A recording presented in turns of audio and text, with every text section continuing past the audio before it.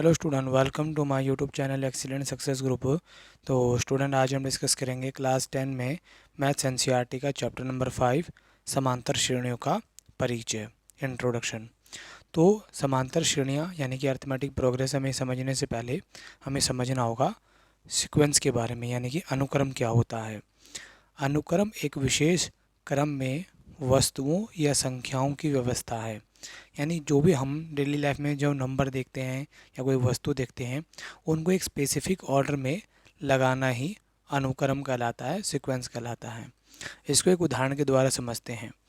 जैसे कि कोई भी है जो अपने गुल्लक में प्रतिदिन 10 रुपये जमा करता है और हर बार 10 रुपये की बढ़ोतरी करते चला जाता है।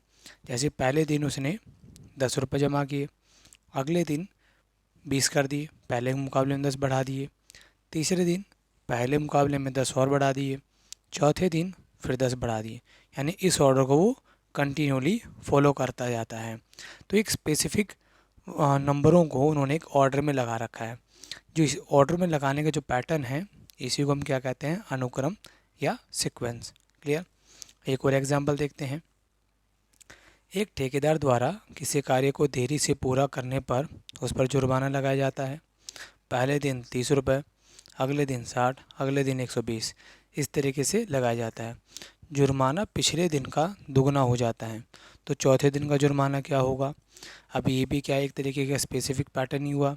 जैसे फर्स्ट डे 30 रुपये का फ़ाइन, सेकंड डे उसका डबल कर दिया 60, तीसरे दिन फिर उसका डबल कर दिया 120, अगले दिन फिर इसका डबल कर दिया यानी कि 240। क्लियर।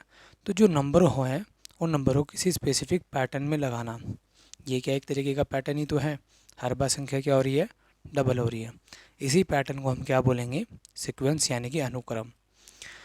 लेकिन अब बात करेंगे हम समांतर श्रेणी की, क्योंकि जो सीक्वेंस है वही सीक्वेंस आगे जाके समांतर श्रेणी में बदलता है, लेकिन कुछ स्पेसिफिक कंडीशन के साथ। समांतर श्रेणी एक अनुक्रम ही है जिसमें प्रत्येक पद पूर्ववर्ती संख्या में एक निश्चित संख्या जोड़कर या घटाकर बनाया जाता है। यानी कि अगली जो संख्या में प्राप्त होगी ना, पिछले वाली संख्या में कोई ना कोई नंबर जोड़ना या घटाकर ही हम अगली संख्या प्राप्त करते हैं। क्लियर। अच्छा, एक बात और बता दूं, ये जितनी भी संख्याएं होती हैं अनुक्रम में, हर एक को हम क्या कहेंगे, पद कहेंगे। और इसको A1, A2, A3, A4 इससे हम रिप्रेजेंट इनको करेंगे। अब जो अनुक्रम होगा, सीक्वेंस होगा, वही हमारा आके समांतर श्रेणी में बदलेगा। बस कंडीशन ये होनी चाहिए कि अगली जो संख्या आएगी वो पिछली संख्या में कुछ न कुछ एक फिक्स नंबर जोड़कर या घटाकर ही हमें मिलेगी। उदाहरण के तौर पे जैसे कि 2, 4, 6, 8, 10 है, इनमें 2 का गैप चल रहा है। यानी संख्या में मैंने 2 को जोड़ा 4 आया, इसमें मैंने 2 को जोड़ा 6 आया, 2 जोड़ा 8 आया, 2 जोड़ा 10 आया। यानी कोई फिक्स संख्या, जैसे हर किसी में मेरे को 2 ही जोड़ना है, ये नहीं कर सकता कि यहाँ पे 2 जोड़ा, यहाँ 3 जोड़ा, यहाँ 5 जोड़ा, यहाँ 7 जोड़ा, नहीं। हर बार आपको एक फिक्स संख्या को ही किसी संख्या में जोड़कर अगली संख्या प्राप्त करनी है या घटाकर। उदाहरण के तौर पे जैसे कि संख्या 50 है, इसमें मैंने 5 घटाए 45 आए, 5 घटाए 40 आए, 5 घटाए 35 आए, और यही पैटर्न कंटिन्यू फॉलो होते जा रहा है। तो स्पेसिफिक पैटर्न है, सीक्वेंस होगा, लेकिन इसमें एक फ़िक्स नंबर ही प्लस या माइनस किया जा रहा है, इसीलिए क्या बन जाएगा, ये समांतर श्रेणी। समांतर श्रेणी में या तो संख्या जोड़ी जाएगी या घटाई जाएगी। क्लियर। इसे हम क्या कहेंगे, समांतर श्रेणी कहेंगे। फिर बात करते हैं सार्वंतर की, जिसको सिंबॉलिक फॉर्म में D से रिप्रेजेंट किया जाएगा। अगला पद प्राप्त करने के लिए पिछली संख्या में, पूर्ववर्ती का मतलब होता है पिछली संख्या में एक निश्चित संख्या जोड़ी या घटाई जाती है, उसे सार्वंतर कहते हैं। हमने पीछे अभी एग्जाम्पल पढ़ा था कि 2 में 2 जोड़ा 4 आया, फिर 2 जोड़ा 6 आया, 2 जोड़ा 8 आया। तो जो फिक्स संख्या हम जोड़ते हैं इसके अंदर, इसी संख्या को क्या कहते हैं, सार्वंतर कहते हैं। और अगर हमें सार्वंतर प्राप्त करना हो तो क्या तरीका है, वैसे फॉर्मूला वाइज देखा जाए तो होता है an माइनस में an-1, यानी जो भी n यहाँ पे आप रखोगे उससे एक नंबर पीछे वाला लेना है।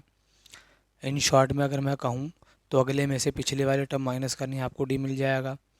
उदाहरण के तौर पे A2 में से A1 माइनस करेंगे, D आ जाएगा। 4 में से 2 गया 2, अगले में से पिछला माइनस करना केवल बस। 6 में से 4 गया 2, 8 में से 6 गया 2, तो उसे हम क्या कहेंगे डी, यानी कि सार्वंतर। यहाँ पर देखो 3 आ रखा हमने एन की जगह, तो यहाँ 3 माइनस 1 2 रखना है, यानी A3 minus A2, A3 minus A2, A4 minus A3, इस तरीके से रखेंगे तो हमें डी प्राप्त हो जाएगा। हमने पीछे एक एग्जाम्पल एक ये भी लिया था, 50 में से 5 माइनस किया 45, 5 माइनस किया 40, 5 माइनस किया 35। तो जो 5 नंबर हम कंटिन्यू माइनस करते जा रहे हैं ये भी हमारा सार्वंतर ही होगा। ये सार्वंतर देखो पॉजिटिव का भी हो सकता है और नेगेटिव का भी हो सकता है, ये ज़रूरी नहीं कि हमेशा पॉजिटिव का ही आएगा। तो यहीं मैंने लिख दिया इसको सार्वंतर, यानी कि डी जो है धनात्मक भी हो सकता है या ऋणात्मक भी हो सकता है। क्लियर। फिर अगला टॉपिक आता है समांतर श्रेणी का सामान्य रूप। जैसे कि हर संख्या में एक पैटर्न लगा हुआ है, ये 5 नंबर कम है, ये इससे 5 नंबर कम है, ये इससे 5 नंबर कम है। अगर हमें समांतर श्रेणी का जनरल फॉर्म देखनी हो, सामान्य रूप देखना हो, तो ये नंबर कुछ इस फॉर्म में होता है। अगर पहला नंबर हमारा ए है तो अगला नंबर ए प्लस डी की फॉर्म में होता है, उससे अगला नंबर ए प्लस 2D की फॉर्म में होता है, उससे अगला नंबर ए प्लस 3D की फॉर्म में होता है। जहाँ पर ए है ना हमारा पहले वाला नंबर होगा और डी इनके बीच का अंतर होगा। ठीक है, इसी क्वेश्चन को हम उदाहरण के द्वारा समझते हैं। जैसे कि हमें ये बोल दिया गया हो कि a बराबर 2 है और d बराबर भी 2 है, तो बताओ AP क्या होगी। AP को शॉर्ट फॉर्म में बोला गया है, फुल फॉर्म है अर्थमेटिक प्रोग्रेशन, हिंदी में कहेंगे समांतर श्रेणी। तो जब जब मैं AP बोलूँ समझ जाना कि समांतर श्रेणी की बात हो रही है। तो इसके अकॉर्डिंगली हम रखते हैं ए की वैल्यू जो कि 2 है। अगला कौन है a प्लस डी, ए की जगह 2 रखा, डी की जगह 2 रखा, 4 आ गया। अगला कौन हमारा a प्लस 2D, 2 का 2, डी की वैल्यू 2, 2 का 2, 2 दूनी 4, 4 प्लस 2 कितना आया 6 आया। a प्लस 3D, ए की जगह 2, 3 का 3, डी की जगह भी क्या लिख दिया 2, 2 3 दूनी 6, 6 प्लस 2 8। तो यानी हमारी जो AP आई 2 4 6 8 इस तरीके से आ रही है, 2 4 6 8। ठीक है, अभी मैंने आपको थोड़ी देर पहले ऊपर इसका एग्जांपल भी दिया था, जैसे कि 2 4 6 8। ठीक है, और इसकी फॉर्मेशन क्या बनती है, पहला नंबर हमारा ए होता है, second number A plus D, third number A plus 2D and fourth number A plus 3D होता है। क्लियर, इसी को देखो मैंने यहाँ पे भी मेंशन किया है। ठीक, तो हमारी जो AP बनती है यानी A1 जो होता है वो A, A2 A plus D, A3 A plus 2D and A4 A plus 3D, और ये हमारी बन गई AP। क्लियर, इस तरीके से हम AP की कोई भी टर्म को फाइंड करते हैं। फिर बात आती है AP का अनवा पद याद करना, लेकिन आरंभ से। आरंभ का मतलब होता है शुरुआती पॉइंट से। तो उसका फॉर्मूला होगा AN equal to A plus N minus 1 into D. जो A होगा वो हमारे कोई भी से AP का पहला पद होगा, N वो पदों की संख्या होगी जो हमें क्वेश्चन में पूछी गई होगी, D सार्वंतर को रिप्रेजेंट करेगा। इसको समझने के लिए हम एक एग्जांपल का इस्तेमाल करते हैं ताकि आपको ये फार्मूला समझ में आ जाए कि इस फार्मूले का यूज़ कैसे करना है हमें। तो स्टूडेंट यहाँ मैंने एग्जांपल लिया एक, हमारे पास कोई AP दे रखी है 10 13 16 19।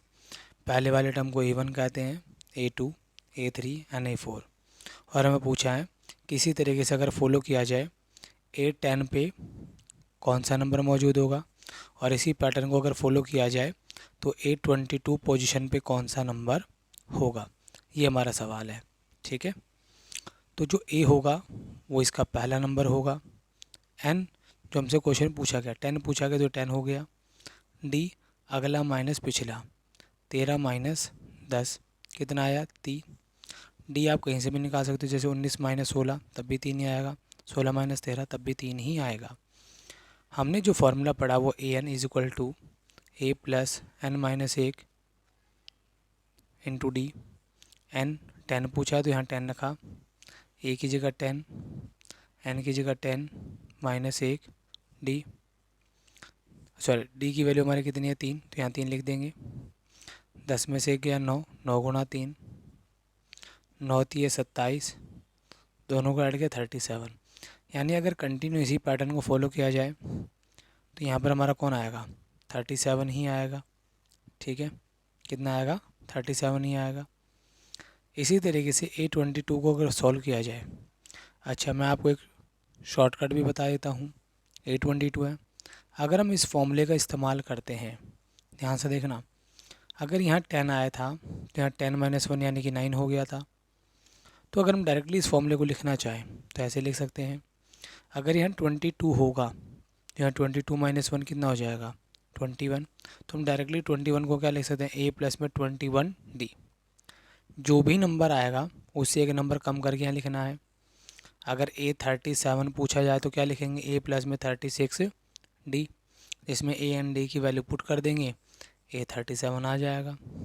बट फ़िलहाल तो A22 पूछा गया है।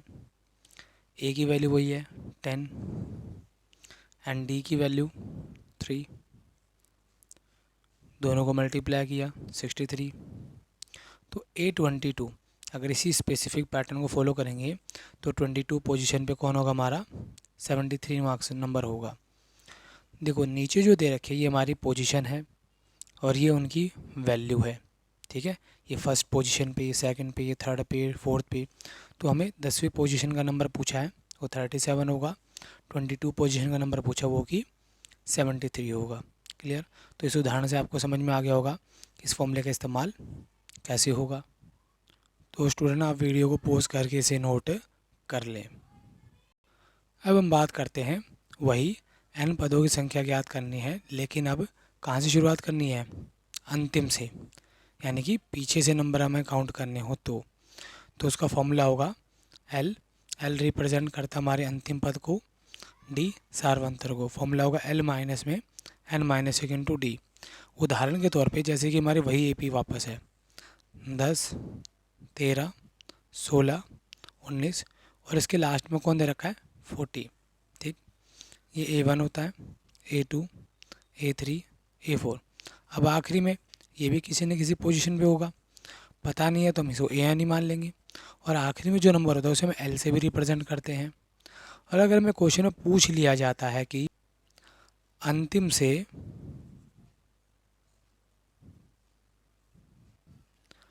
10वां पद ज्ञात करें तो उसके लिए फॉर्मूला बनाया गया है।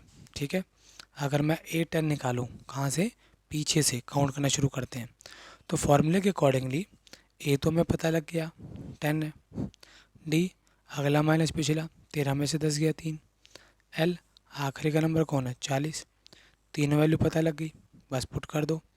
L की जगह 40 माइनस N, कौन सा नंबर पूछा है, 10वां पूछा है, 10 - 1 D की वैल्यू 3, माइनस किया 9 गुणा 3, 9 को 3 से गुणा किया 27, 40 में 27 का कितना आया 13 आया। इतनी बात आपको समझ में आई।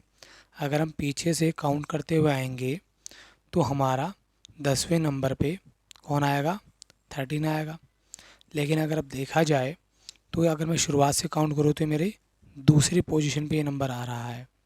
किस पे आ रहा है, दूसरी पोजीशन पे आ रहा है। इसी को चलो एक बार हम वेरीफाई कर लेते हैं टेबल को बनाकर। जैसे कि मैंने पूरे नंबरों की टेबल लिख ली है। A1 10 था हमारा, जैसे कि AP में था 10 13 16 19 तक था। मैंने इसी को कंटिन्यू आगे बढ़ाया ताकि आपको मैं चेक करके दिखा सकूं। 3 जोड़े 22, 3 जोड़े 25, फिर 3 3 ऐड करते रहे 11 तक ले गया। अगर हम शुरुआत से देखें तो ये पहली पोजीशन पे, दूसरी, तीसरी, चौथी, पाँचवीं, छठी, सातवीं, आठवीं, नौवीं, 10वीं, 11वीं पोजीशन पे। ठीक है, अगर हम पीछे से इसको गिनना शुरू करें तो ये फर्स्ट पे आएगी पीछे से, second, third, fourth, fifth, sixth, seventh, eight, 9, 10, ये 11th पे आ रहा है। हमसे पूछा था पीछे से 10वें नंबर पे, तो पीछे से 10वें नंबर पे कौन है 13, और हमारा आंसर भी कितना आ रहा है 13 आ रहा है। ठीक है, तो अगर हम डायरेक्टली अगर निकालना हो तो इस फॉर्मूले का इस्तेमाल करके हम इसके आंसर को निकाल सकते हैं, जैसे कि मैंने यहाँ पे निकाल रखा है। ये तो मैंने केवल आपको ये दिखाने के लिए करके दिखाया है कि आप वेरीफाई कर सको कि अगर हम पीछे से काउंट करते हैं तो वो नंबर एक्चुअल में 13 बनता है या नहीं बनता है। क्लियर। तो जो ज़रूरी नहीं है शुरुआत से जो नंबर हम इमेजिन करेंगे पीछे से भी उसी पोजीशन पे आएगा। अब जैसे शुरुआत से तो ये नंबर A2 पे आ रहा है, बट अगर पीछे से काउंट करें तो ये A10 पे आ रहा है। तो ये दोनों नंबर अलग अलग हो सकते हैं, सेम हो ऐसा ज़रूरी नहीं है। तो शुरुआत से नंबर और अंतिम नंबर से अगर आपको निकालना हो तो इस फॉर्मूले का इस्तेमाल कर सकते हो। अंतिम पद से निकालेंगे तब तो इस वाले फॉर्मूले का इस्तेमाल करेंगे, और शुरुआत से निकालना हो तो an = a + n - 1 into D का इस्तेमाल करेंगे। ये हमारे पास दो मेन फॉर्मूले हैं, ये शुरुआत वाला और ये पीछे से यानी कि अंतिम पद से निकालने वाला फॉर्मूला है। तो आप वीडियो को पॉज करके इसे नोट कर लें। देखो स्टूडेंट, अंतिम पद से AP का nवां पद ज्ञात करना उसका एक तरीका और भी है। क्या तरीका है कि जो हमें AP दे रखी है उस AP को ही हम उल्टा कर दें, इस तरीके से भी हम उसको ज्ञात कर सकते हैं। ठीक है, जैसे हमें AP दे रखी थी 10, 13, 16, 19, लास्ट का नंबर कौन है 40 हमारा। तो यहाँ पर हमारा A 10 था, D 3 था और AN यानी लास्ट का टर्म कौन था 40 था। अगर हम AP को उल्टा कर देते हैं, याद करना में कौन सा 10वां पद अंतिम से, अगर हम AP को क्या कर दें उल्टा कर दें तो जो भी हमारा D होगा वो बदल जाएगा। पहले अगर मान लो वो प्लस का है तो वो माइनस में हो जाएगा, माइनस का है तो वो प्लस में हो जाएगा। तो यहाँ पर हम AP को उल्टा कर रहे हैं, जैसे कि 40 पहले लास्ट में था, इसको शुरुआत में कर रहे हैं। D हमारा कितना था यहाँ पे प्लस का 3 है, तो अब D किस में बदल जाएगा माइनस के 3 में। माइनस किया 37, इस तरीके से हमारा AP हो जाएगा। 37 माइनस किया 34 और कंटिन्यू चलते चलते 13 और लास्ट में कौन हो जाएगा हमारा 10, यानी इसी को हमने उल्टा कर दिया। जो एंड में था वो शुरुआत में, जो शुरुआत में था वो एंड में। अब यहाँ पर हमारा A कितना हो जाएगा 40, D माइनस का 3 मैं फिर क्लियर कर दूँ। अगर D आपका नॉर्मल AP के अंदर पॉजिटिव का है तो माइनस में हो जाएगा, और अगर ये माइनस में होता पहले ही तो फिर हम इसको प्लस में कर देते। माइनस का 3 हो गया, A 40 हो गया, और कौन सा पद निकालना है 10वां पद निकालना है। अब उल्टा कर देने से AP का हमें शुरुआत से 10वां पद ही याद करना है। 10वां पद निकालेंगे तो A + n - 1 इंटू D, इस वाले फॉर्मूले का इस्तेमाल कर सकते हैं क्योंकि शुरुआत से निकाल रहे हैं। अब A की जगह 40, n 10 है हमारा, D की वैल्यू माइनस का 3, 40 माइनस किया 9 इंटू माइनस का 3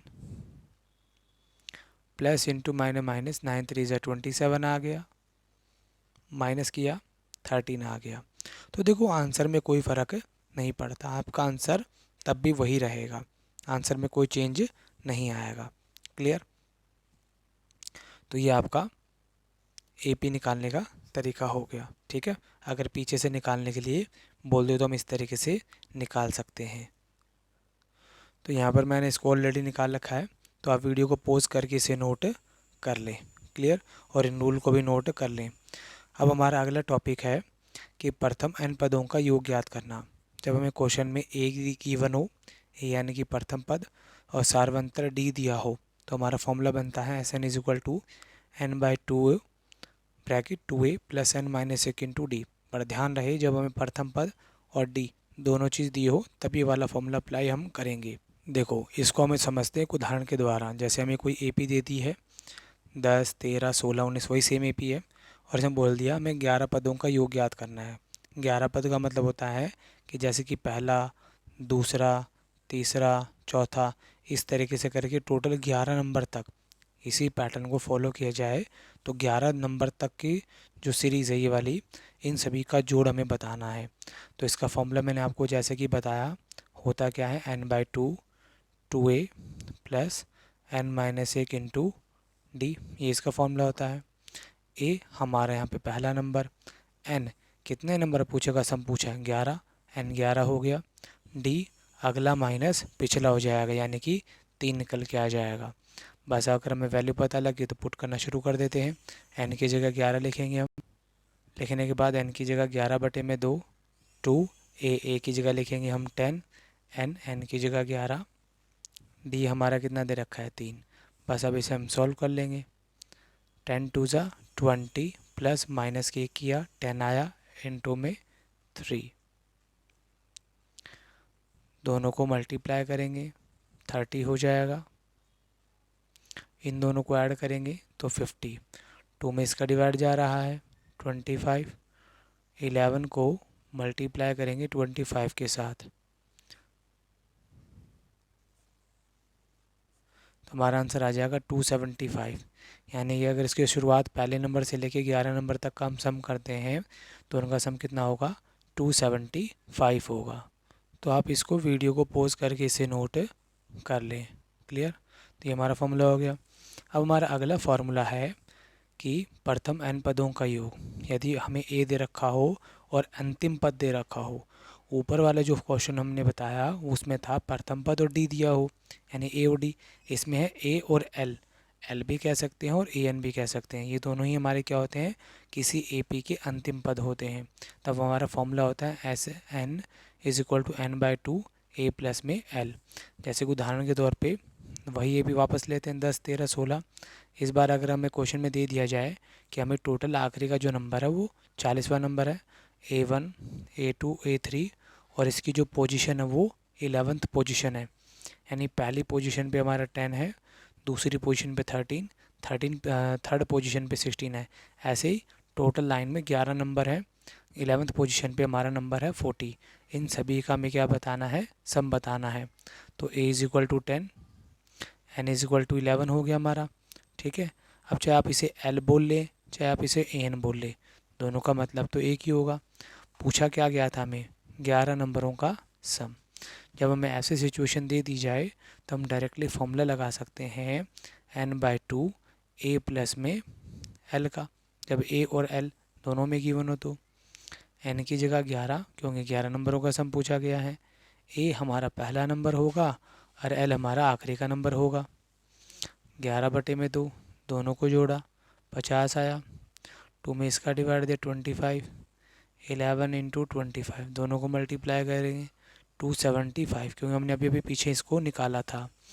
तो लास्ट टाइम गिवन हो तो आप डायरेक्टली इस तरीके से आंसर निकाल सकते हैं। ठीक है।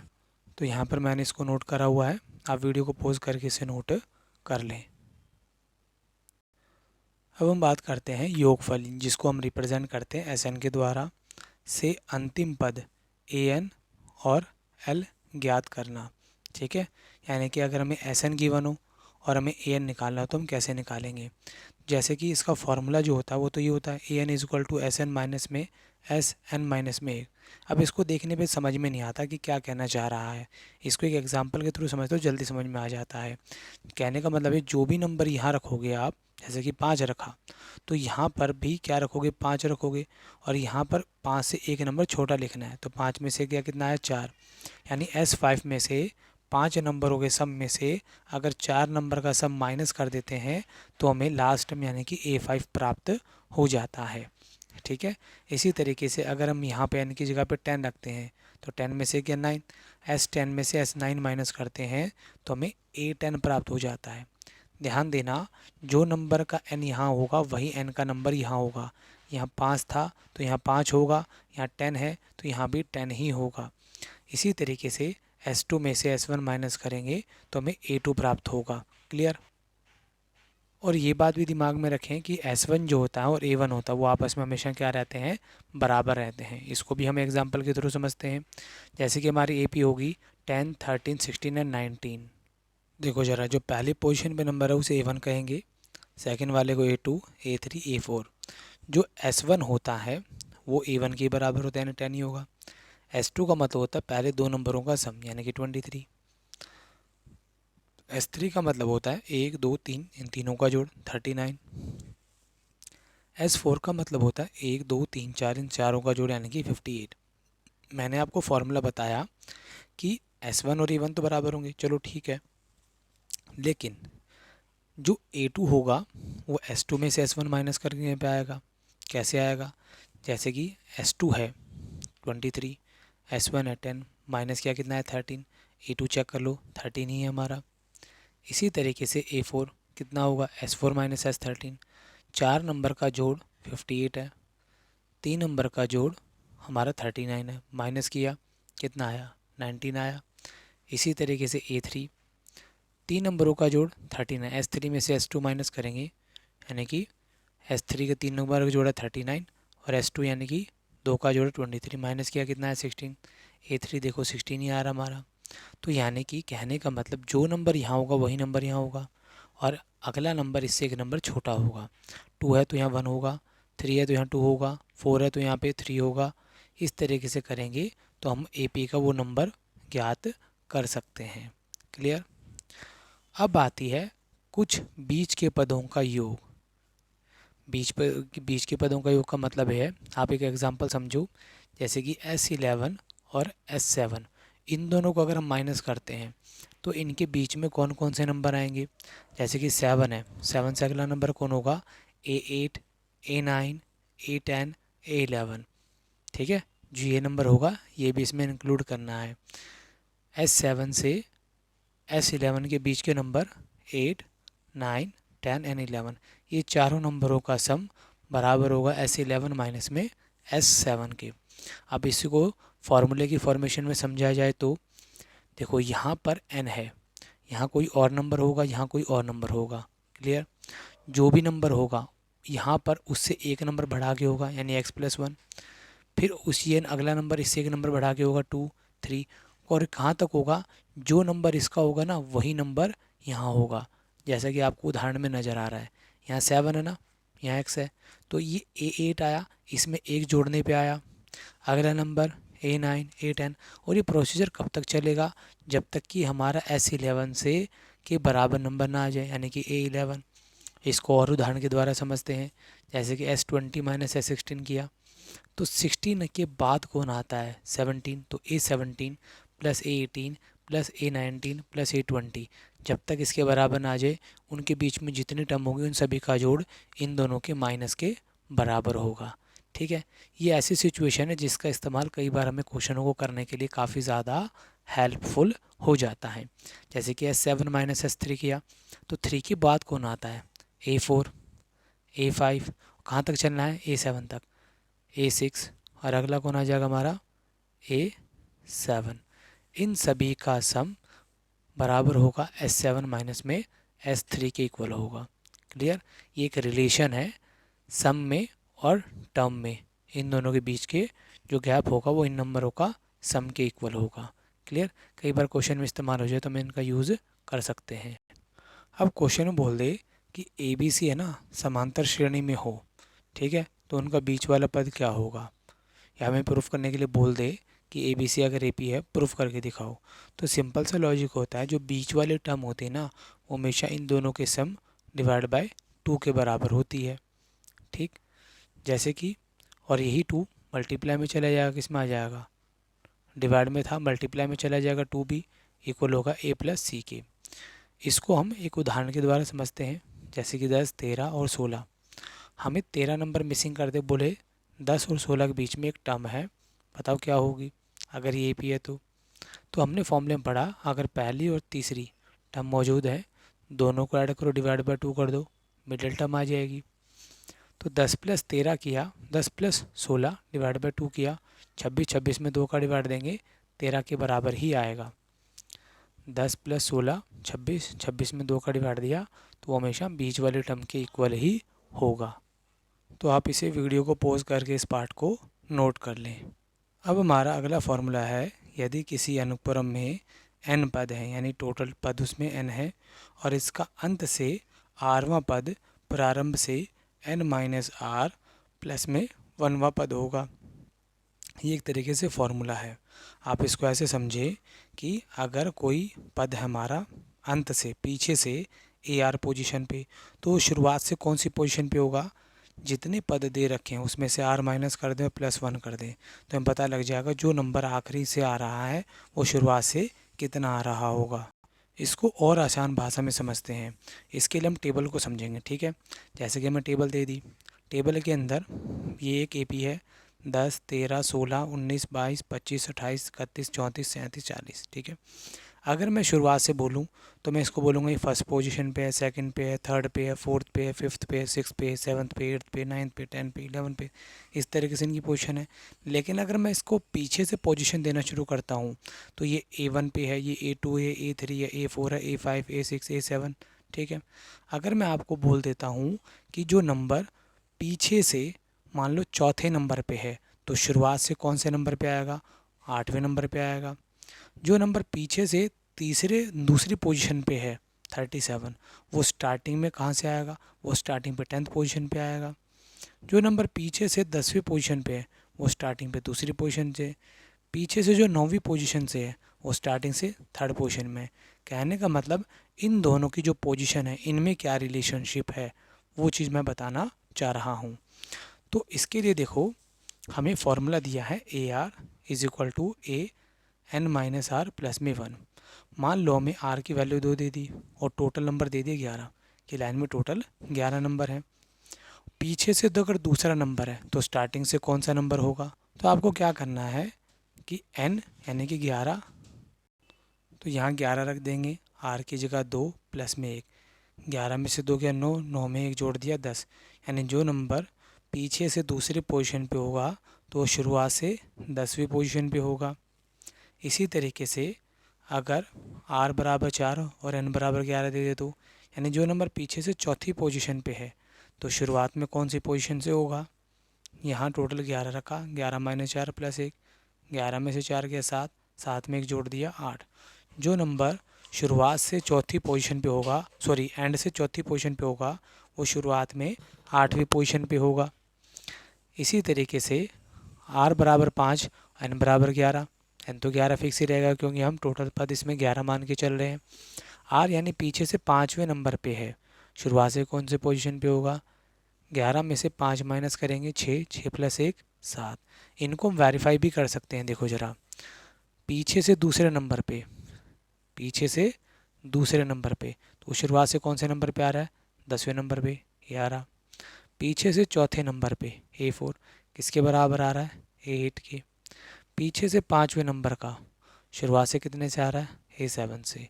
तो यानी कि पीछे से और आगे से इनमें जो रिलेशनशिप होता है वो कुछ इस तरीके से होगा, A R is equal to A N minus R plus में 1। अब इसी रूल का इस्तेमाल करके हम, जो हमसे पीछे क्वेश्चन पूछा गया था ये वाला क्वेश्चन, कि यदि प्रथम पद दे रखा है और अंतिम पद से हमें कौन सा पद निकालना है, ये तो योग वाला, सॉरी मैंने पीछे मिस्टेक से दूसरा पेज खोल दिया था। जैसे कि हमारी ईपी थी और बोला था अंतिम से हमें कौन सा पद याद करना था, यहाँ पे 10वां पद याद करना था। ठीक है, तो हमारी ईपी थी क्या थी, ए 10 13 16 19 टोटल 40 पद थे उसमें, और हमें क्वेश्चन में गिवन होना चाहिए कि इस एपी में टोटल कितने पद हैं। अगर पद हमें गिवन नहीं होगा तो हम इस क्वेश्चन को सॉल्व नहीं कर पाएंगे। तो हमें यहाँ पर अगर दे दिया जाए कि टोटल पद, कुल पद, सॉरी कुल पद अगर इसमें 11 हैं, कितने हैं 11 हैं, तब हम इसको इजीली फाइंड कर सकते हैं कि जैसे हमें पूछा था कि हमें पीछे से कितने निकालने, 10वां पद। जो पीछे से 10वां पद होगा तो n तो 11 हुआ, r कितना हुआ 10 हो गया हमारा, टोटल पद 11 है, r हो गया 10। तो जो शुरुआत से, ये तो कहाँ से हुआ, अंत से, तो शुरुआत से कौन सी पोजीशन बनेगी उसकी, तो r n यानी 11 माइनस में 10 प्लस में 1 कितना आया, 1 प्लस 1 यानी A2। जो नंबर पीछे से 10वीं पोजीशन पे होगा तो शुरुआत से वो A2 पे होगा, तो हम डायरेक्टली A2 का फॉर्मूला लगा के आंसर निकाल सकते हैं, A प्लस में D। ठीक है, अब A प्लस में D कैसे आया, मैंने आपको फॉर्मूला बताया A plus n minus 1 into D. आपके पास जो भी n होगा यहाँ पर एक नंबर कम हो जाता है। जैसे कि अगर आपको A3 चाहिए तो आप यहाँ क्या करते हो, 3 माइनस A कर देते हो तो A प्लस 2D बन जाता है। इसी तरीके से अगर आपको A5 चाहिए होता है तो A प्लस में 4D हो जाएगा। इसी तरीके से A2 चाहिए तो A प्लस में 1D। अब A कितना आपका 10 है, D कितना था आपका 3, तो 10 और 3 13। इस तरीके से भी आप ज्ञात कर सकते हो कि आपके 10वीं पोजीशन पे यानी कि A2 पोजीशन पे कौन होगा। आपने क्या किया, आखिरी पोजीशन से शुरुआत वाली पोजीशन निकाल ली और शुरुआत वाली पोजीशन से आपने वो 10वें और दूसरे नंबर की पोजीशन को ज्ञात कर लिया। लेकिन ये कब पॉसिबल होगा, जब आपको ये पता होगी एपी में टोटल पद कितने हैं, तभी आप ज्ञात कर सकते हो कि जो नंबर पीछे से 10वें पोजीशन पे है तो वो शुरुआत से कौन सी पोजीशन पे होगा। ये इसीलिए ज़रूरी बन जाता, आपको ये पता होना ज़रूरी है। इसीलिए मैंने इस कंसेप्ट को सबसे आखिरी में रखा, ताकि आपको पहले शुरुआत में नॉर्मल कंडीशन समझ में आ जाए और उसके बाद में मैं आपको पद वाली कंडीशन समझा के फिर इस चीज़ को समझा सकूं। ठीक है, तो आप चाहो तो इस तरीके से निकाल लो। पहला तरीका, आप ये वाला फॉर्मूला इस्तेमाल करके निकाल सकते हो। दूसरी कंडीशन, आप AP को ही उल्टा कर दो। आप क्या करो, AP को ही उल्टा करके ज्ञात कर सकते हो। एंड थर्ड सिचुएशन, आप ये ज्ञात कर लो कि जो नंबर पीछे से 10वीं पोजीशन पे है तो शुरुआत से कौन सी पोजीशन पे होगा, दूसरी पे होगा। फॉर्मूला लगा के ये आंसर निकाल सकते हो। इस तरीके से आप 3 तरीके से एक ही क्वेश्चन को कर सकते हो। अब हमारा अगला टॉपिक आता है, जब AP में यानी समांतर श्रेणी में पदों का योग और गुणन दिया हो तो जो पद हम मानेंगे AP के वो कुछ इस तरीके से मानेंगे। हमें क्वेश्चन में बोल दे कि कोई AP है जिसमें 3 ही पद हैं जिनका गुणनफल ये दे रखा है और उनका योग ये दे रखा है। आपको योग और गुणनफल दोनों चीज़ क्वेश्चन में जब भी दी गई हो तब आप AP को ये नंबर एज्यूम करोगे कि पहला पद हमारा A-D होगा, दूसरा पद A और तीसरा प्लस A+D होगा। ध्यान देना, इनके बीच का जो गैप होगा वो केवल D होगा। ठीक है, देखो सिंगल डी में अंतर आ रहा है इनके अंदर। अगर बोले कोई AP है जिसमें कुल मिला के 4 पद हैं जिनका गुणनफल और योगफल कुछ इस तरीके से आपको क्वेश्चन में दिया जाएगा, तब आपको AP के वो 4 पद ऐसे मानने हैं, A-3D, A-D, A+D और A+3D। आपको यही नंबर मानने हैं, वरना वो क्वेश्चन सॉल्व नहीं होगा। अब इनमें कितने गैप होगा, इसमें 2D का गैप होगा। जैसे 3D में से 1D जाएगा, कितना आएगा 2D, सब में 2D का गैप होगा। अगर बोले किसी AP में 5 पद हैं, कितने पद हैं 5, उनका गुणनफल और योगफल आपको क्वेश्चन में गिवन होगा, दिया होगा, तब आप एक AP के वो पाँचों पद क्या एज्यूम करोगे, A-2D, A-D, A+D and A+2D। इनमें केवल सिंगल D का अंतर होगा, 2D में से 1D जाएगा, केवल D आएगा।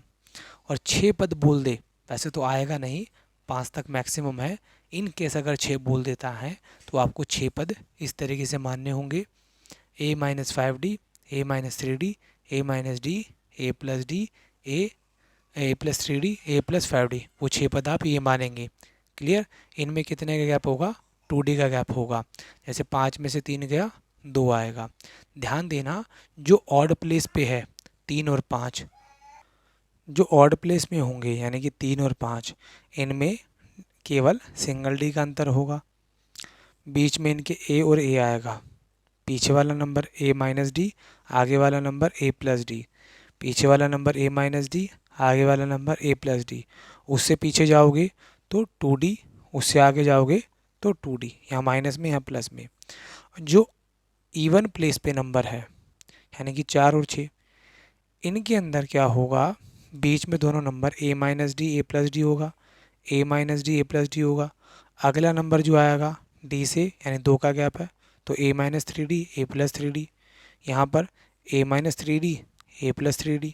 अगला जाओगे फिर 2 नंबर का गैप लगेगा, A-5D, A+5D। इस तरीके से आप इनको इजीली लर्न कर सकते हो। ठीक है, जब क्वेश्चन में योग और गुणन दिया हो तब AP को हम ये पद मानेंगे। अब अगला एक बड़ा ही इम्पोर्टेंट फॉर्मूला बनता है, बहुत इम्पोर्टेंट है। n अंकगणित माध्य के 2 अंकों के मध्य संख्या। जैसे कि मान लो A और C हमारे 2 पद दे रखे हैं किसी AP के, और उनके बीच में बहुत सारे पद हैं जो कि ब्लैंक हैं, खाली हैं, और हमें पता लगाना हो कि इनके बीच में सार्वअंतर कितना है, D कितना है। तो उसके लिए फॉर्मूला है कि C में से A को माइनस कर दो, अपॉन में n+1। अब n क्या होगा हमारा, देखो A और C अगर मैं यहाँ से काउंट करूँ, ये A1 हो गया, A2 हो गया, A3 हो गया, A4 हो गया, करते करते ये जो नंबर आएगा ये n+1 होगा, क्योंकि n पद ये है, इससे एक नंबर एक्स्ट्रा होगा। 3 है तो ये 4 है, 2 है तो ये 3 है, 1 है तो ये 2 है, और अगला नंबर जो होगा वो हमारा n+2 होगा। यानी AP में कुल पद n+2 होंगे। ठीक है, किस तरह के होंगे मैं फिर रिपीट करता हूँ। जैसे मान लो पहले नंबर पे ये और आखिरी नंबर पे ये, तो 2 पद तो हमारे यही हो गए A और C। ठीक है, और इनके बीच में टोटल कितने पद हैं, n। तो 2 प्लस में n, टोटल पद कितने हो जाएंगे n प्लस में 2। तो अगर आपको d निकालना है तो आपको n प्लस 2 नहीं लेना है, उससे एक नंबर कम करके लेना है, यानी कि n प्लस में 1। इस तरीके से आप d को ईजिली फाइंड कर पाओगे। आपको ये चीज़ समझ में थोड़ी कम आ रही होगी, लेकिन हम इसको एक एग्जांपल के थ्रू अच्छे से क्लियर कर लेते हैं। देखो, अगर मान लो 8 और 26 है, इनके बीच में टोटल 5 नंबर ब्लैंक है, तो कुल पद कितने हो जाएंगे यहाँ पे? अब काउंट करते हैं, 1 2 3 4 5 6 7, 7 पद हो गए। एन कितना हो गया हमारा टोटल यहाँ पे? 7 हो जाएगा कुल पद। कुल पद कितने हो जाएंगे हमारे? 7 हो जाएंगे। तो हम इस फॉर्मूले का इस्तेमाल करें। सी हमारा कौन दे रखा है? 26, यहाँ रख दिया। ए हमारा कितना दे रखा? 8। नीचे कितना आएगा? n प्लस में 1। या तो आप ऐसे देख लें, या फिर इनके बीच में कितनी ब्लैंक संख्याएं हैं? कितनी ब्लैंक है? 5 है। 5 में एक जोड़ दें, यानी कि 6। ठीक है, इस तरीके से भी ले सकते हैं आप, या फिर जो कुल पद है उसमें से एक नंबर कम कर दें, इस तरीके से भी लिखा जा सकता है।